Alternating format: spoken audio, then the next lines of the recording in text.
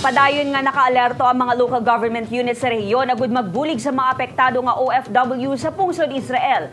Sa Iloilo City, LGU, magapadalas ng sulat si Mayor Jerry Trenya sa Embahada sa Pilipinas sa Israel agud masiguro ang kahimtangan sa mga OFW didto. Sa Iloilo Province, gin-reactivate naman sa Iloilo Provincial Government ang Operation Bulig Ilonggo Migrants Desk sa pag-assist sa mga OFW kag sang ilang mga himata. Ang help desk ang ginadumala sa Public Employment Service Office kag Provincial Defense Office. Bukas ini 24/7 kag mahimo nga magpakigangot diri ang mga OFW kag ang ila pamilya paagi sa hotline numbers kag social media accounts. Panguna naman sang Task Force Bulig Ilonggo ang pagresponde sa mga pamilya sa mga apektado nga OFW sa Israel ukon sa war crisis prone area sa Middle East.